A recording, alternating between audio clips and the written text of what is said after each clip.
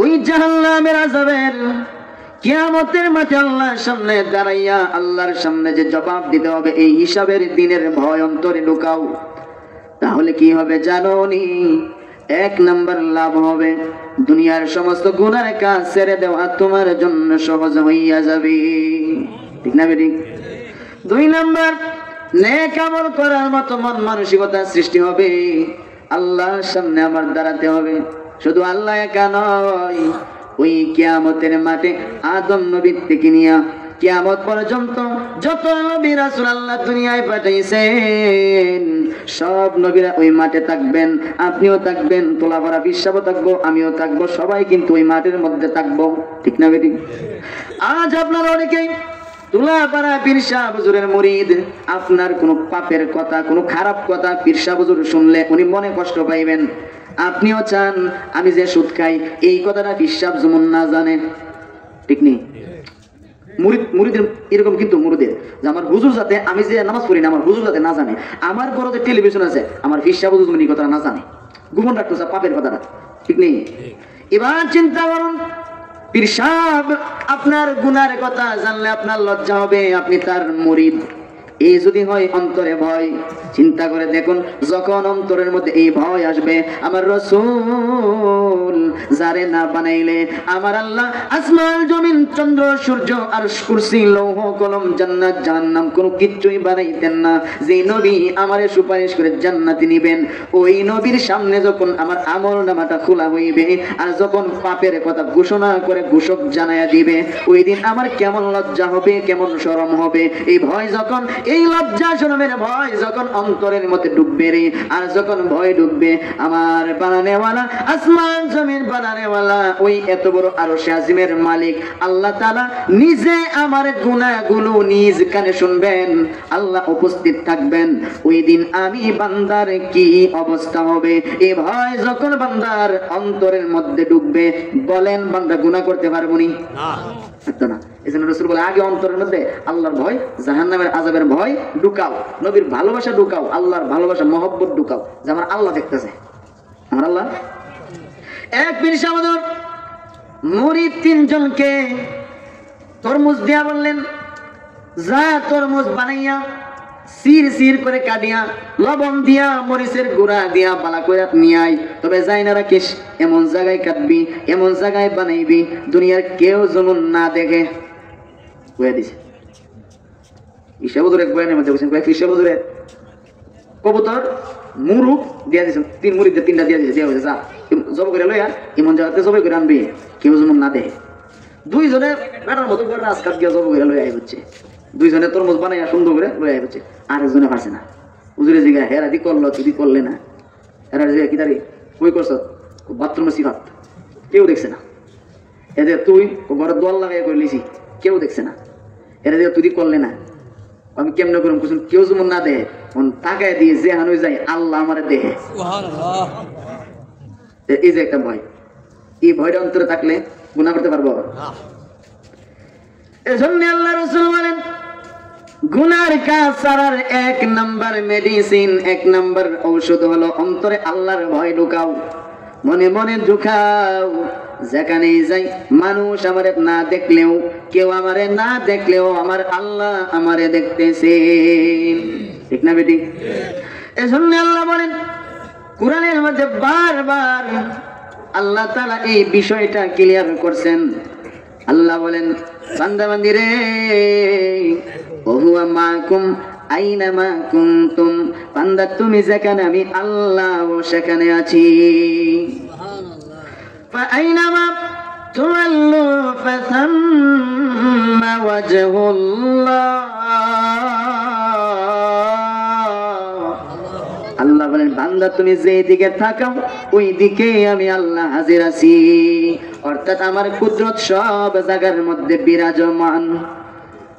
আমি আল্লাহর কুদরত সব জায়গার মধ্যে, আল্লাহর কুদরত উপস্থিত আছে না নাই? আল্লাহ কোথাও গায়েব না, সব জায়গায় আল্লাহ উপস্থিত। বান্দা তুমি আল্লাহ দেখবা না, কারণ এই চর্মচক্ষু দিয়ে আল্লাহ দেখার পাওয়ার আল্লাহ নিজেই দেন নাই।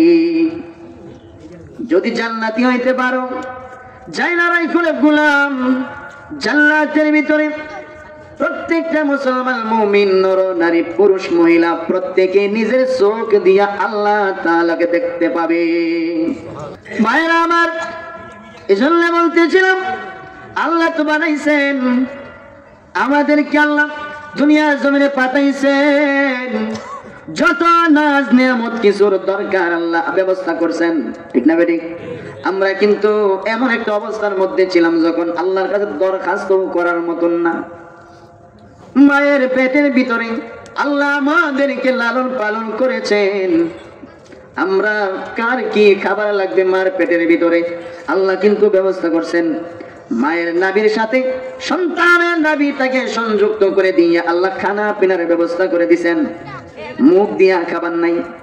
আল্লাহ বলেন, তুই যখন ছিলি দুর্বল, নিজে খাইতে পারতি না, তখন আমি আল্লাহ তোর জবানটারে পবিত্র রাখলাম, কারণ এই জবান দিয়ে আমারে ডাকবি, আমি আল্লাহরে ডাকবি। এজন্য আমি আল্লাহ, তুই তোর মার পেটের ভিতরে থাকাকালীন তোর মা নাপাক খাইতে পারে, তোর মা হারাম ভক্ষণ করতে পারে, তোর বাবা হারাম ইনকাম করে আইনা তোর মারে হারাম খাওয়াইতে পারে। এজন্য তোরে হারাম খাওয়াই নাই, ডাইরেক্ট মুখ দিয়া তোরে তোর মার নাভির সাথে সংযুক্ত করে দিয়া ফেডে ফেডে খাওয়াইছি, মুখ দিয়া খাওয়াই নাই। তোর জবানটারে, জিহ্বাটারে, তোর মুখটারে পবিত্র রাখছি, কারণ এই জবান দিয়ে আমি আল্লাহরে ডাকাডাকি করবি। এজন্য আল্লাহ বলেন, যখন তুই দুর্বল ছিলি তখন তোরে আমি হেফাজত করেছি, দুনিয়াতে আসার পরেও তোরে আমি সব কিছু নিয়ামতের ব্যবস্থা করে দিছি। দুনিয়াতে আসছ, তোর নরম লিকুইড খাবারের প্রয়োজন, মার বুকের মধ্যে তাজা, মার বুকের মধ্যে তাজা গরম দুধের ব্যবস্থা করছি, বেশি গরমও না ঠান্ডাও না। ঠান্ডা যদি হয় শীতের দিন দুধ এমন ভাবে বৈশা যাইব, না দুধ না দই, এরকম হয়ে যাইব। এজন্য আমি আল্লাহ কুদরত দিয়া ফেরেশতা তোর মার পেটের ভিতরে নিযুক্ত করে দিলাম, যে ফেরেশতারা গরম দুধ সাপ্লাই দিয়েছে, তুই টান দেওয়ার সাথে সাথে তোর মুখের মধ্যে পৌঁছায় দিয়েছি। এইভাবে 2 বছর দুধ খাওয়াইলাম। তোর যখন শক্ত খাবারের প্রয়োজন, তুই যখন শক্ত খাবার খাওয়ার উপযুক্ত হয়ে গেলি, তখন তুই আমার কাছে দরখাস্ত করিস নাই, বিনা দরখাস্তে আমি আল্লাহ তোর দাঁতের ব্যবস্থা করে দিয়েছি। এইভাবে আল্লাহ বলেন, যখন তুই দুর্বল ছিলি তখন তোরে হেফাজত করার জন্য 20 জন ফেরেশতা নিযুক্ত করেছি। আমি বলি না এই কোরআনের আয়াত, আল্লাহ বলেন দিনে 10 জন, রাতে 10 জন, 20 জন ফেরেশতা তোর পিছনে মোতায়েন করেছি, যাতে করে বড় বড় মুসিবত থেকে, তুই তো শিশু মানুষ, বাচ্চা মানুষ, তুই তো বাচ্চা মানুষ, বিভিন্ন জায়গায় আপ্পায়া যাইবিগা, দৌড়াইয়া যাইবিগা, কতক্ষণ তোর মা তোরে গার্ড দিয়ে রাখবো, কতক্ষণ? এজন্য আমি আল্লাহ 20 জন ফেরেশতা, দিনে 10 জন, রাতে 10 জন, 20 জন ফেরেশতা মোতায়েন করে তোরে আমি সব সময় হেফাজত করেছি। আল্লাহ রাব্বুল আলামিন বলেন, এইভাবে বালককাল, শিশুকাল, বাল্যকাল সব তোরে আমি হেফাজত করেছি। মৃত্যু পর্যন্ত তোর পিছনে 20 জন ফেরেশতা নিযুক্ত করে দিলাম, দিনে 10 জন, রাতে 10 জন। ফেরেশতারা তোরে যেই সমস্ত মুসিবত তুই চোখে দেখোস না, যেই সমস্ত মুসিবত তুই কানে শুনোস না, ওইগুলোর থেকে তোরে বাঁচানোর জন্য 10 জন ফেরেশতা দিনে আর 10 জন রাতের বেলায় আমি আল্লাহ আমার পক্ষ থেকে মোতায়েন করেছি। তোরে বড় বড় মুসিবত থেকে বাঁচা, তুই কিন্তু বুঝোস না তোর বাঁচাইতেছে। তোর কানের মধ্যে আওয়াজ পৌঁছাই দিছে, ওই যে ট্রেনে আওয়াজ উইশাল দিছে, উইশাল তোর কানও ফেরেশতা বসাইছে। সাপ, তুই সুতরাং সাইডে যাইতেছস, রাস্তার কিনারের মধ্যে সাপ বসা ছিল, তোর দেহার কথা না, সাপের কানের মধ্যে দিছে ফেরেশতা, তারপর দেওয়ার সাথে সাথে লড়া দিছে, লড়া দিল, তুই ফালতু কি তারে ফালতু একটা লাইট টিপ দিল, সাপ ওই তো ফেরেশতা দিছে সাপের কানও, তারপর আন্দোলন তোরে সোজা করে দিয়ে নজর করাইছে। এইভাবে তোরে তোর না দেখা গোপনে থাকা বিপদ গুলাতে তোরে ফেরেশতা দিয়ে আমি এমনি বাঁচাইছি। প্রভু কেন আমাদেরকে বানাইছেন? আল্লাহ নিজেও কোরআন শরীফের মধ্যে আয়াত নাজিল করে বলেন, বান্দা বান্দিরে তোমরা কি মনে করো আমি আল্লাহ তোমাদেরকে অযথা বানাইছি? আল্লাহ আমাদেরকে প্রশ্ন করে জিগাইছেন, আপা হাসিবতুম আন্নামা খালাকনাকুম আবাসা। আল্লাহ বলেন, ও মানুষ তোমরা কি মনে করো আমি আল্লাহ তোমাদেরকে অযথা বানাইছি? জবাব হলো না গো মালিক, অযথা নিষ্প্রয়োজনে আমাদেরকে বানান নাই, তাহলে কেন বানাইছেন? আল্লাহ নিজে জবাব দিয়া বলেন, মা খালাকাতুল জিন্না ওয়াল ইনসা ইল্লা লিয়াবুদুন।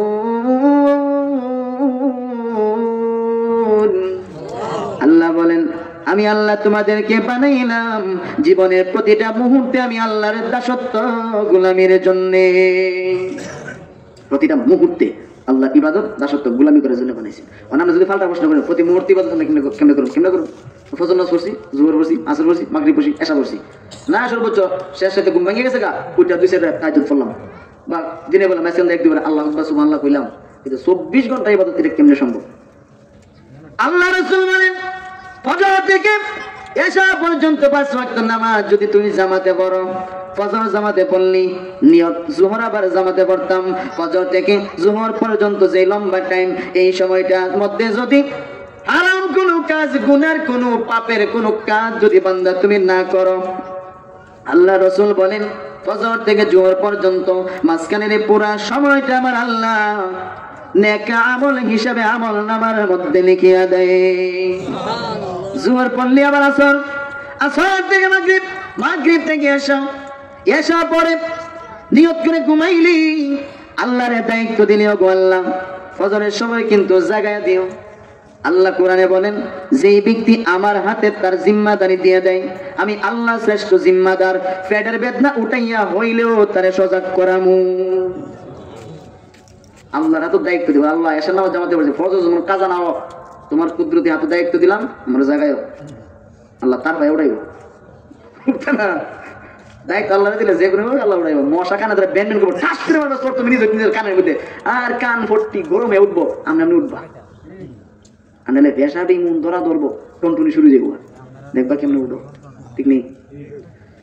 এবার আল্লাহ রাসূল বলেন, 5 ওয়াক্ত নামাজ জামাতে যদি পড়ো, মাঝখানের যে সময়গুলো আছে, 24টা ঘন্টার ভিতরে যে সময়গুলো আছে, আল্লাহ রাসূল বলেন হারাম কোনো কাজ যদি না করো, এই পুরা 24টা ঘন্টা আমার আল্লাহ তোমার আমল নামার মধ্যে নেক আমল হিসেবে লিখিয়া দেয়।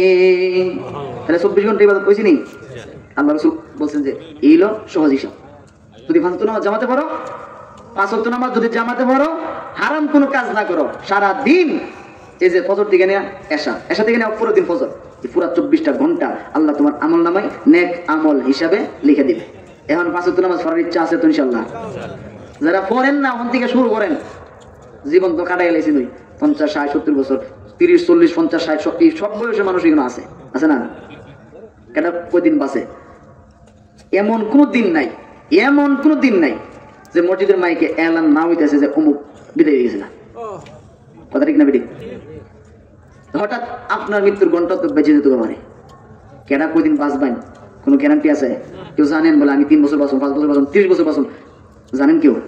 জানেন না। সবার মৃত্যুর ডেট, সময়, কোথায় মরবে, কিভাবে মরবে, সবকিছু আল্লাহ গোপন রেখে দিছে।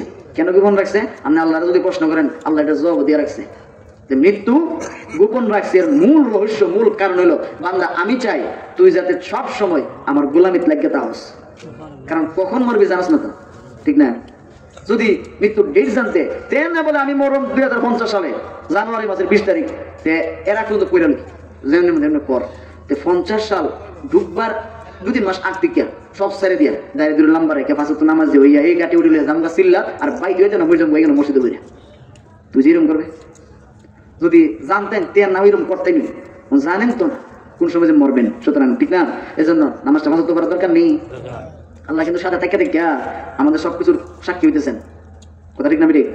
আপনি যা করতেছেন সাথে ফেরেশতা দিয়া দিছে, লিখতেছে।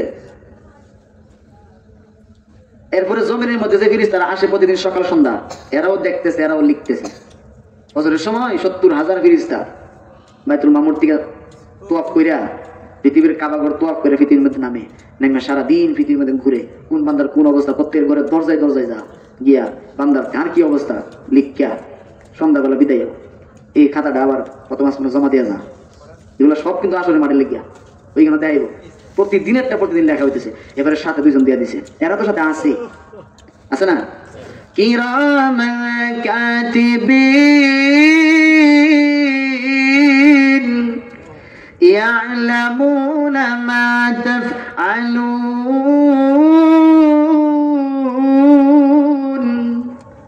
দুইজন ফেরেশতা দক্ষ লেখক দিয়া দিছে, যারা জীবনে ভুল করে না, যা করেন আপনি তাই তারা লেখে। কথা ঠিক না বেঠিক? সুতরাং হাসরের মাঠে যদি বাঁচতে চান, এমন কিছু নেক আমল করেন, এমন কিছু নেক আমল আপনি করেন যেগুলোর উসিলা দিয়া হাসরের ময়দানে আল্লাহর দয়া, আল্লাহর মহব্বত, আল্লাহর ভালোবাসা আপনার প্রতি আসবে। আর যে দয়া মায়ায় আল্লাহ আপনার মাফ করে জান্নাত দিয়ে দিবে।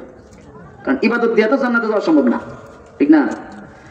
আল্লাহ রাব্বুল আলামিন যেই সমস্ত নিয়ামত আমাদেরকে দিয়েছেন, প্রত্যেকটা নিয়ামত সম্পর্কে কিয়ামতের মাঠে প্রত্যেকটা মানুষকে জিজ্ঞাসা করা হবে।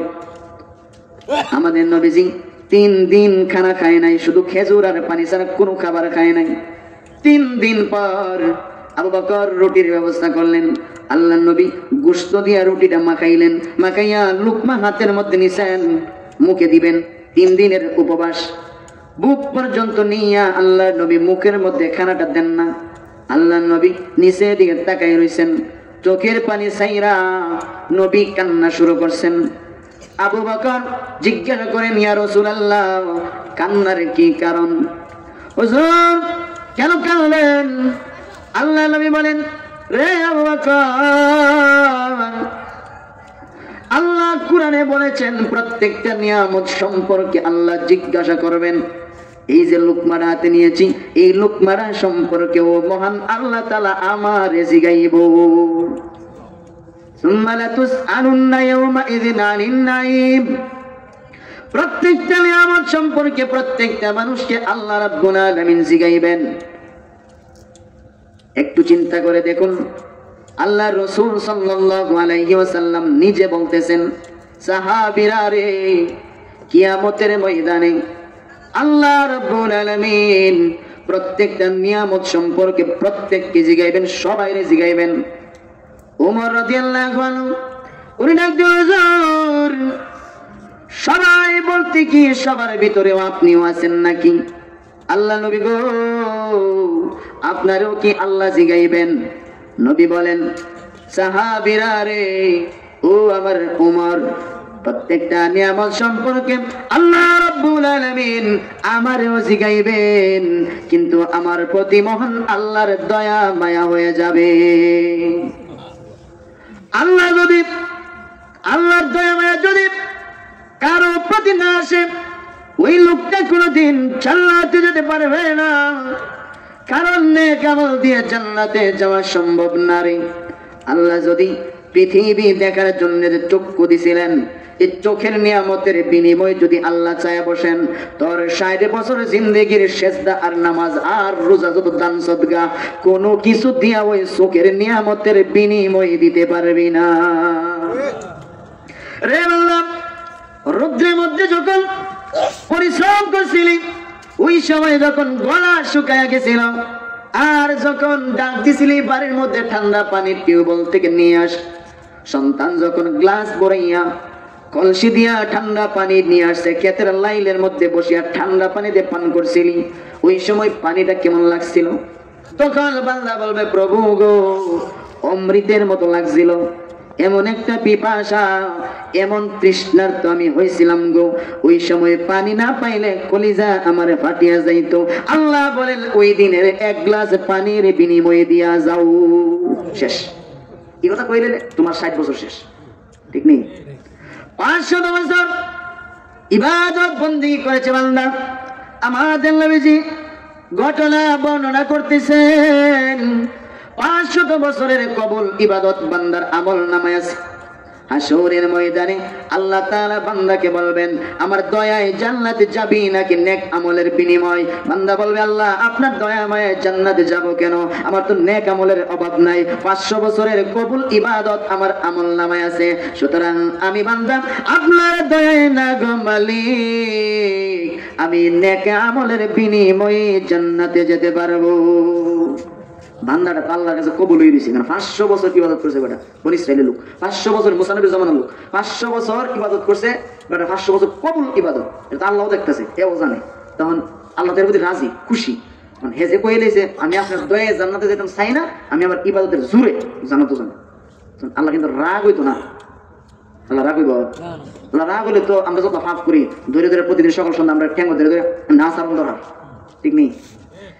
ওই দিন আল্লাহ রাব্বুল আলামিন ফেরেশতাদেরকে বলবেন, যাও আমার বান্দাকে ওই রাস্তার সামনে দিয়ে একটু ঘুরাইয়া নিয়ে আস। আরেক দলকে বলবেন জাহান্নামের দরওয়াজাটা খুলিয়া দেন। আরেকজন ফেরেশতা জাহান্নামের দরওয়াজাটা খুলিয়া দিবেন। আর আরেকজন ফেরেশতা এই দিক দিয়ে ঘুরাইয়া ওই জাহান্নামের দরজাটার কিনারা দিয়ে নিয়ে যাবেন। আগুনের হিট যেই মাত্র তার শরীরের মধ্যে আইসা লাগবে গো, কলিজা শুকাইয়া জিহ্বাটা বের হয়ে যাবে। কলিজাটা শুকাইয়া গেছে, জিহ্বাটা বের হয়ে গেছে, পিপাসায় তৃষ্ণায় জাহান্নামের আগুনের হিট যেই মাত্র শরীরে লাগছে, এমনি সামনে এসে দেখে আরেকজন ফেরেশতা পানির জগ নিয়ে দাঁড়িয়ে রয়েছে, গ্লাস হাতে আছে। কাছে এসে বলে, এরে আল্লাহর ফেরেশতা, মেহেরবানি করে একটা গ্লাস পানি আমারে দে। সুবহানাল্লাহ দিন ফেরেশতা বলবেন, এটা দুনিয়া না, ফ্রিতে পাইতি, দুনিয়াটা নয়, এটা আসরের মাঠ, এখানে বিনিময় লাগে রে। এক গ্লাস পানি পান করতে গেলে 500 বছরের নেক আমল দিতে হবে। আসেনি নেক আমল? ওই সময় তৃষ্ণার কারণে জান্নাত জাহান্নামের কথা বান্দা ভুলিয়া যাবে। জান্নাত আমার লাগবে না, জাহান্নাম কথাও আমি বুঝি না, আগে আমার 500 বছরের ইবাদত নে, আমার এক গ্লাস পানি দে। 500 বছরের ইবাদত ফেরেশতারে লিখিয়া দিয়া দিবে। এরপরে ফেরেশতা এক গ্লাস পানি বান্দারে খাওয়াইবে। খাওয়ার পরে বলবে, আমার অর্ধেকটা কলিজা ঠান্ডা হয়েছে, দয়া করে আরেকটা গ্লাস পানি দে। ফেরেশতা বলবে, আরো 500 বছরের ইবাদত লাগবো, আসেনি? তখন মনে হয়েছে ইন্নালিল্লাহ, 500 বছরের ইবাদতে আমল নামাত আছে, এটা দিয়ে এক গ্লাস খাই লিছি, ও দিয়ে আরেক গ্লাস খাইতে গেলে আরো 500 বছর ইবাদত লাগে, নাই তো। এমনি বান্দা হুশ ফিরে আসে, সিজদায় পড়ে যাবে, মালিক আমি আমার ইবাদত দাসত্ব গোলামি দিয়া জিন্দেগি তো জান্নাত পাওয়ার উপযুক্ত না।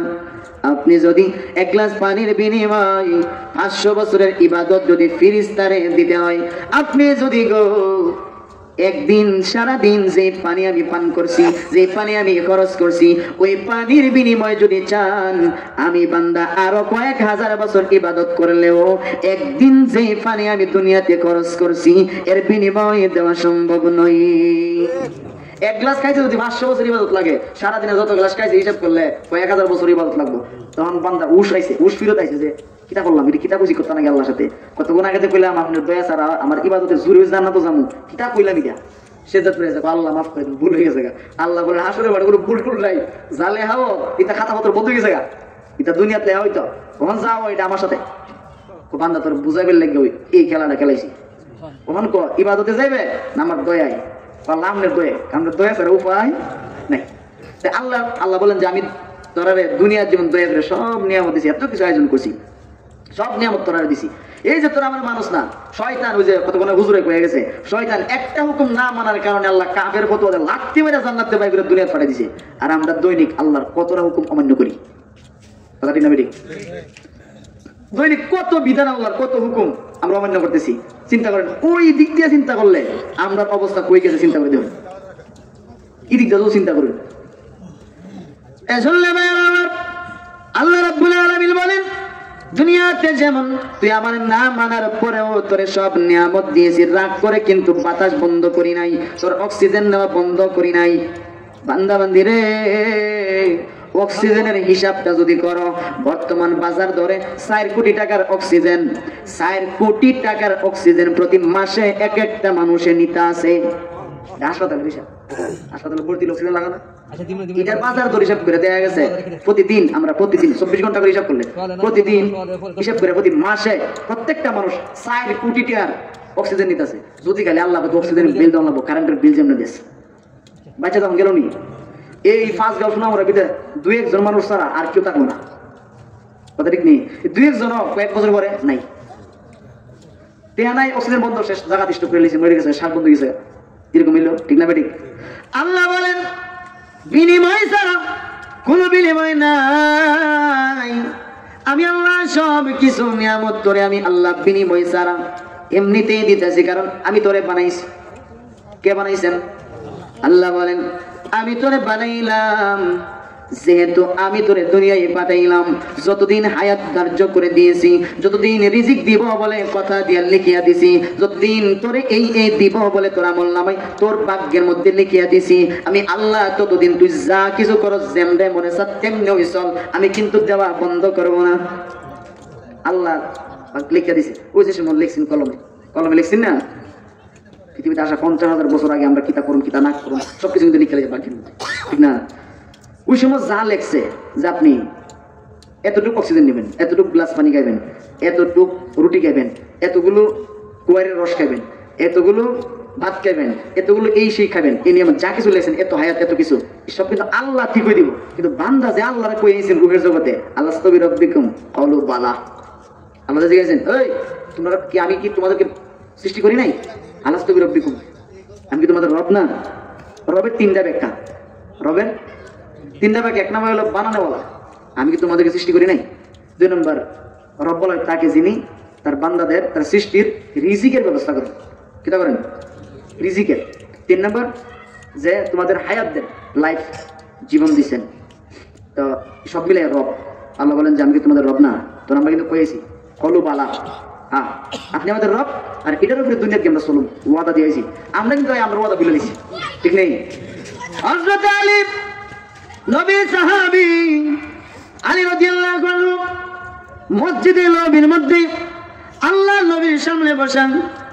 নবী যখন ওই রূহের জগতের বয়ান করতেছেন, হযরত আলী ডাক দিয়া বলেন, আল্লাহ নবী গো,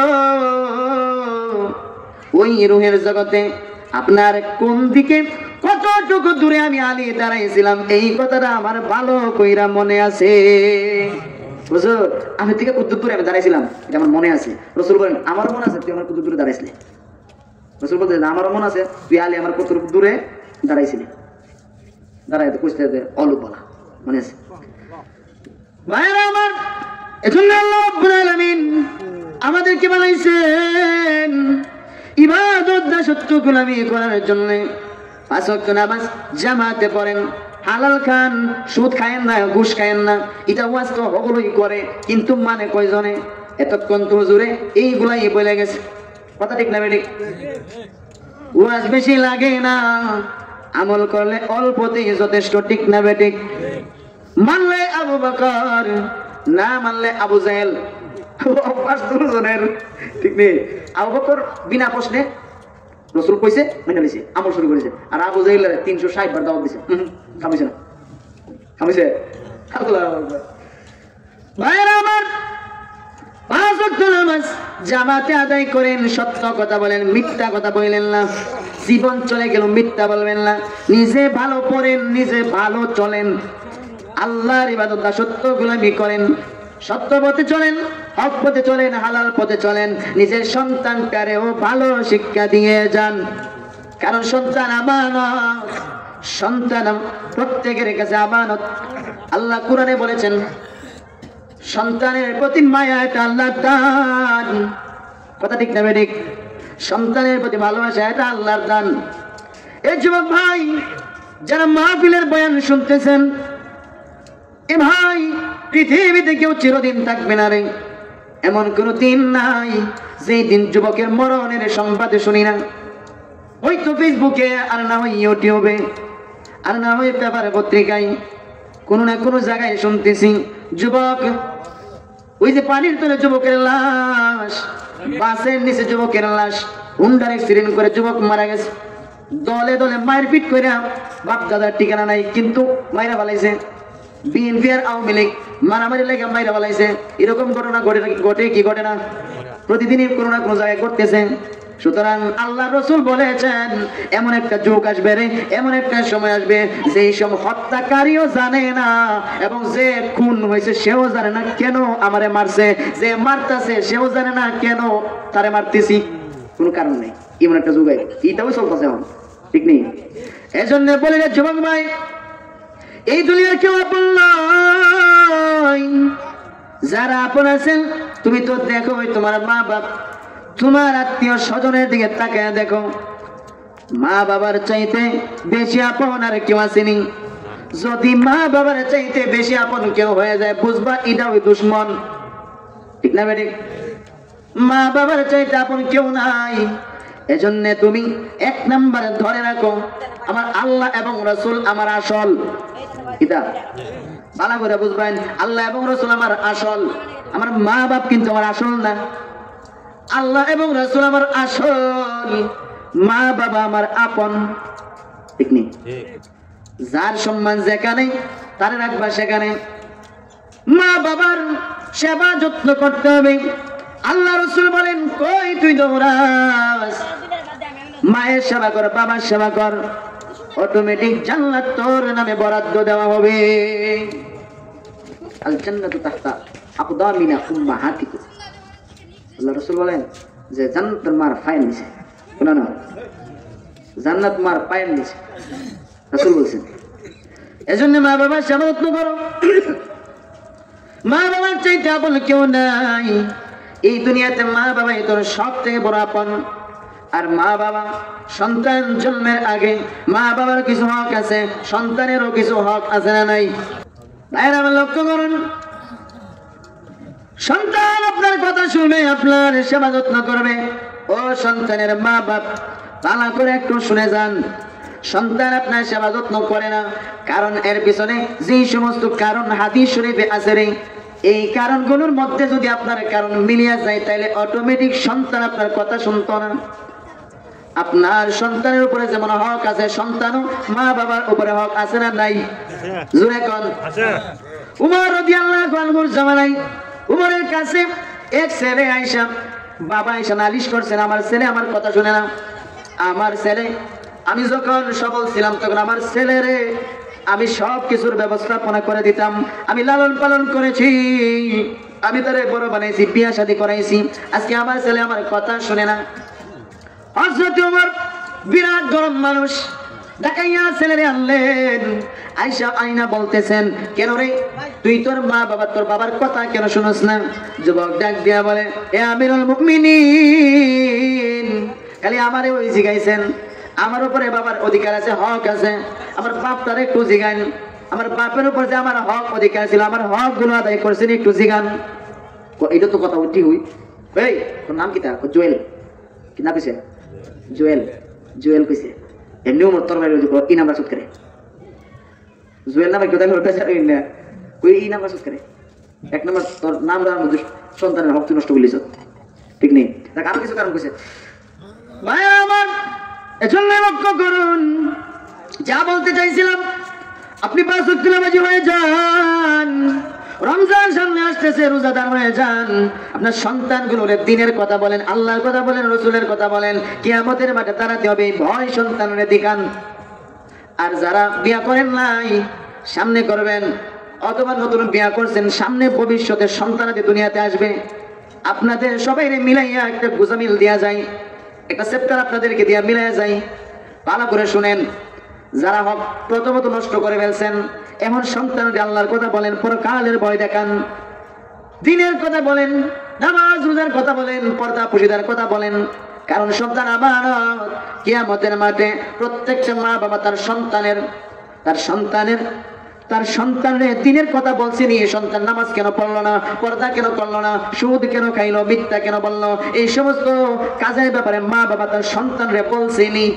ইসলামের পথে চলার জন্য মা বাবা তার সন্তানরে আদেশ করছেনি, গুনার কাজ ছাড়ার জন্য নিষেধ করছেনি। প্রত্যেকটা মা বাবা এই হিসাব, এই বিচার, এই কথাগুলো আল্লাহর সামনে দাঁড়াইয়া এই হিসাব না দিয়া একটা মা বাবা কোনোদিন জান্নাতে যেতে পারবে না। আগে সন্তান হিসাব জমাবো, সন্তান হিসাব। সন্তানের নামাজের কথা কইছিলানি, এরা নামাজের কথা কইছিলানি, শাস্তি দিসলানি, নামাজ পড়ে না দিকা, পর্দা করে না বলে তারা শাস্তি দিসলানি, জিগাইব কেন সে সুদ খাইলো? তুমি তারা সুদ খাওয়া হারাম, সুদ খাওয়া মার সাথে জিনা করার সমান, তুমি তারা কইছো নি? 1 টাকা সুদ খাইলি, নিজের আপন মায়ের সাথে জিনা করলি, আসলে মাঠে গিয়ে দেখবা, তখন বুঝলাম না বুঝো, আসলে মাঠে গিয়ে দেখবা জামাল আহমদে লেখা তুমি তোমার মার সাথে বদমাশি করছো। সব নবীরা, সব মানুষ দাঁড়ায় থাকবো সবার সামনে, বলা হইব, তখন লজ্জা লাগতো না? লজ্জা লাগতো না? কোন সুস্থ মানুষ যার আকল মেধা ঠিক আছে, যার আকল মেধা ঠিক আছে, সুস্থ মানুষ যাই না সুদ খাইতে পারে? এই কথা জানা করে সুদ খাইতে পারে? কোন সুস্থ মানুষ যারা সুদ খায়, আপনি বুঝবেন এগুলো মানসিক প্রতিবন্ধী। কিতা মানসিক প্রতিবন্ধী? মানে আকল জ্ঞান ঠিক নাই, ব্রেন নষ্ট হয়ে গেছে, কারণ আপনি যখন বড় ধরনের কবিরা গুনাহগুলো করবেন, হাদিস শরীফে আছে কবিরা গুনাহ করার দ্বারা প্রথমত বান্দার হিতাহিত জ্ঞান নষ্ট হয়ে যাবে, মানে ভালো মন্দ তফাৎ করার মতো যে আকল জ্ঞানটা এটা নষ্ট হয়ে যাবে। তোর কুন্ডা পালা কুন্ডা খারাপ এটা আর হে বুঝে না, ইয়া হল তাহে না, নষ্ট হয়ে যাবে ইয়া হল। কবিরা গুনাহ করার দ্বারা সুদ খাওয়া কিতা সুন্নত না, এটা বিরাট বড় কবিরা গুনাহ না। এটা করার দ্বারা, এটা খাওয়ার দ্বারা প্রথম কিতা নষ্ট হওয়া, আকল জ্ঞান নষ্ট হয়ে যায়, হিতাহিত জ্ঞান নষ্ট হয়ে যায়, ভালো মন্দ পার্থক্য করার মতো এই আকলটা নষ্ট হয়ে যাবে। সন্তানের কইতেন এগুলো সন্তানের বুঝাইতেন। এই লোক এখন যাদের সন্তানের প্রথম জন্মের সময় যে হক গুলো আদায় করতে পারছেন না, সন্তান বড় গেছে, তখন তো কইলে হক আদায় করা সম্ভব না, তখন তারা এইভাবে বুঝান, তারা এই দিনের কথাগুলো বলেন। আর যাদের সন্তান ভবিষ্যৎ হইব তারা দেখো সন্তানের কিছু হক আছে।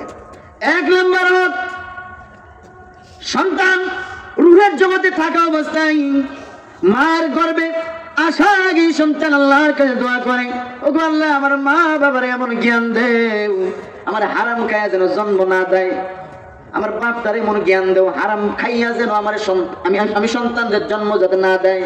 কারণ হালাল খান আর হারাম খান যেটাই খান, পেটের ভিতরে খাবার যাওয়ার পরে খাবার থেকে রক্ত হয় কি হয় না, রক্ত থেকেই তো ওই নাপাক পানি তৈরি হয়, যে পানি দিয়ে আল্লাহর ফেরেশতারা মার পেটের ভিতরে সন্তান গঠন করে, ঠিক না বেটি? এজন্য আপনি যখন হারাম ভক্ষণ করবেন, হারাম খাবার থেকে যে রক্তগুলো জন্ম হবে, যে রক্ত থেকে ওই নাপাক পানি সৃষ্টি হবে, বলেন তো দেখি সন্তান জন্ম দেওয়ার সময় ওই নাপাক হারাম খাইয়া ওই নাপাক পানিটা আরো ডাবল হারাম করে ফেলছেন, কথা ঠিক না বেটি? 1 নম্বর আপনি সন্তানের হক নষ্ট করে ফেলছেন হারাম খাইয়া। এজন্য সন্তান জন্ম দেওয়ার আগে অবশ্যই পিতার হারাম খাওয়া ছাইরা দিতে হবে, হালাল অবশ্যই খাইতে হবে, ঠিক না বেটি? বাবার পিঠ থেকে যখন ওই নাপাক মানে মার গর্ভে যায়, ওই সময় সন্তান আল্লাহর কাছে দোয়া করে আর চিৎকার করে, ও বাবা মেহেরবানি করে গো হারাম খায়া কিন্তু জন্ম দিও না। সন্তান কইতে দেয়, আপনি না শুনেন না।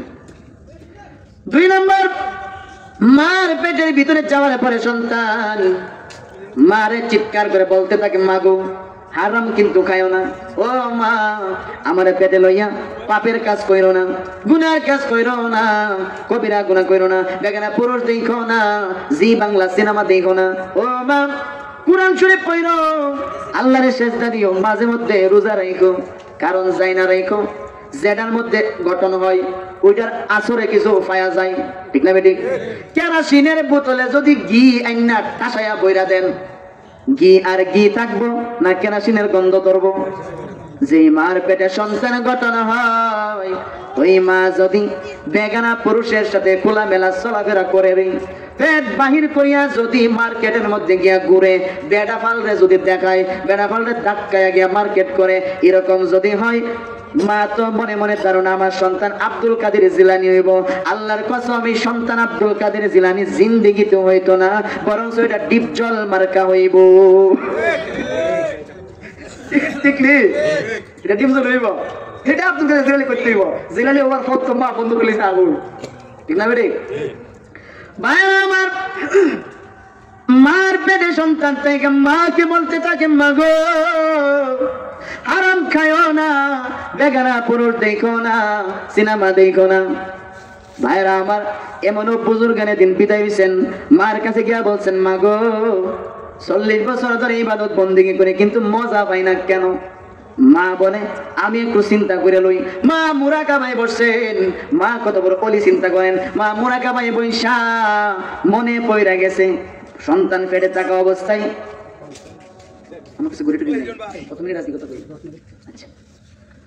মার মনে পড়ে গেছে সন্তান পেটে থাকা অবস্থায় ওই যে পাশের ঘরের দুধ আইনা মার কাছে দিয়া বলছিল একটু গরম করে দিও, আমরা ঘর লাকড়ির শট। মা বলেন, আমি দুধ গরম করে দিছিলাম পাশের ঘরের, ওখান থেকে আমার জানলা, কারণ তুই তো আমার পেটের মধ্যে বাচ্চা থাকলে মার কিন্তু অনেক কিছু জানে চাই, দুধরা দেখা আমার কিন্তু জানে চাই লাইছে, তখন আমি আঙ্গুল দিয়া দুধের শটটা উড়াইয়া খাইয়া লাইছিলাম। হয়তো এই কারণে তুই 40 বছর ধরে ইবাদত করে মজা পাস না।